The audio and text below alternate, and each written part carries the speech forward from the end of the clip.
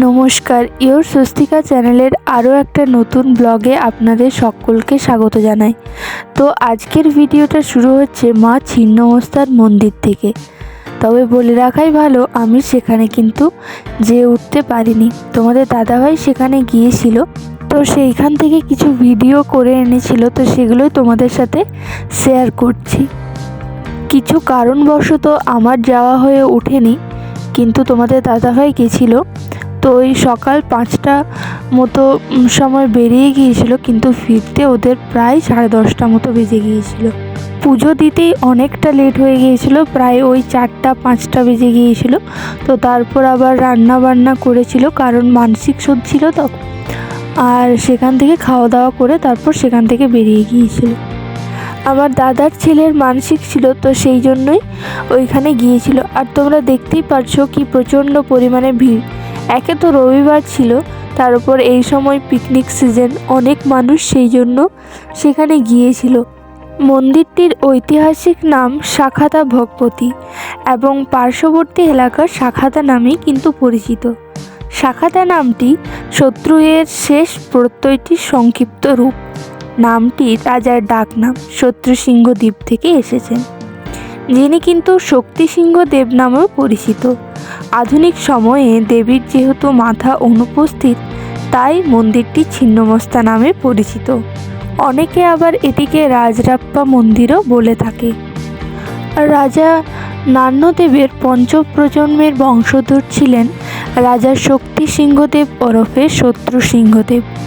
1295 খ্রিস্টাব্দে thick tank কাউন্সিলিংয়ের সহায়তায় তার জেনারেল এবং মন্ত্রী চাঁদেশ্বর ঠাকুরের দ্বারা একটি অভ্যুত্থানে তিনি কিন্তু ক্ষমতাচ্যুত হন। তার আধিপত্য থেকে সিংহাসনচ্যুত হওয়ার পর তিনি তার কনিষ্ঠ পুত্র হরিসিংহ দেবের কাছে রাজ্য হস্তান্তর করে বানপ্রস্থ জীবনে বাকি জীবন কাটাতে তিনি বর্তমানে সপ্তরি জেলায় আসেন। কালক্রমে গ্রামটি জঙ্গলে পূর্ণ ছিল। তিনি তার লোকদের নিয়ে ঘন জঙ্গল পরিষ্কার করে একটি মন্দির তৈরি করেছিলেন। তার দেবী দেবতাকে তার নামে সাকরেশ্বরী হিসেবে প্রতিষ্ঠা করেছিলেন। তো এইখান থেকে তোমাদের দাদাভাই মামামের জন্য কিছু খেলনা কিনে এনেছিল, খুব সুন্দর খেলনাগুলো। তো তারপর খাওয়া দাওয়া করার পর সেখান থেকে বেরিয়ে গিয়েছিল, কারণ অনেকটা পথ তো, আসতেও রাত হয়ে যাবে। তো প্রায় 10:30টার মতো ঘর পৌঁছেছিল। তো তার পরের দিন ছিল সোমবার, তো সেই জন্য আমরা একটু পুজো দিতে গিয়েছিলাম।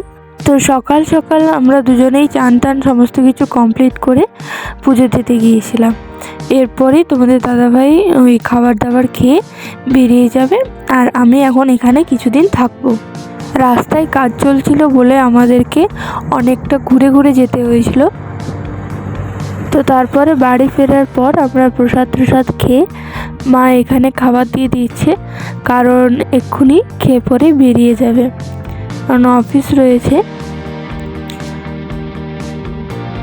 তো এখানে রয়েছে ভাত, ডাল, ঘুগনি, তারপরে মাছের ঝোল আর বেগুন ভর্তা আর টমেটো ভর্তা, কারণ এগুলো তোমাদের দাদাভাই খুব খেতে ভালোবাসে। আর ঘুগনি দিয়েছে কারণ কি বলতো, তোমাদের দাদাভাই সকালে কিছুই না খেয়েই তো পুজো দিতে গিয়েছিলাম, তারপর বলল যে এখন কিছু আর জল খাবার খাবো না, একেবারে খেয়ে বেরিয়ে যাব। আর ডিম সেদ্ধ দিয়ে দিল, তো এই দিয়ে ভাত খেয়ে নেবে, তারপর এখান থেকে বেরিয়ে যাবে। তো তারপরে আলু আর ফুলকপির ঝাল হচ্ছিল, তো সেটাও এনে দিল মা, তো সেই দিয়েই খেয়ে নিচ্ছে। আর এই যে দেখো এখন চলে যাবে, তো মাম্মামকে একটু কোলে নিয়েছে, তারপরে দিয়ে বেরিয়ে যাবে। আর ও তো এমনিতে সবসময় পা পা পা পা করতেই থাকে। আর এইদিকে দেখছো আমার ভাই, সে আবার লেগে গেছে গাড়ি পরিষ্কার করতে। ওকে কিন্তু কিছুই বলা হয়নি, ও নিজের থেকেই এই সমস্ত কিছু করছে। গাড়িটা হয়তো একটু নোংরা ছিল, তো সেই জন্য পরিষ্কার করে দিচ্ছিল। তারপরে এই যে দেখো তোমাদের দাদাভাইও বেরিয়ে গেল,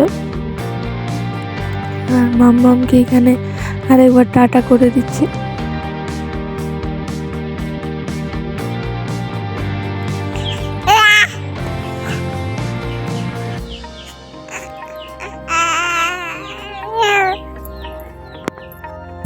তো বিকেলে একটু ঘোরাঘুরি করে এখন বানাবো হচ্ছে বেগুনি। তো তার জন্য বেগুনটাকে পাতলা পাতলা করে কেটে নিচ্ছি।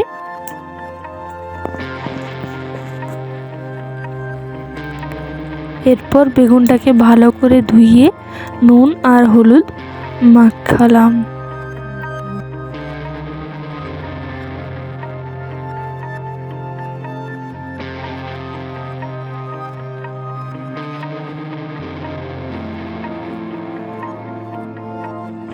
আর এইদিকে দেখো বেসন, তারপর নুন, হলুদ আর এ দিয়ে মেখে নিচ্ছি।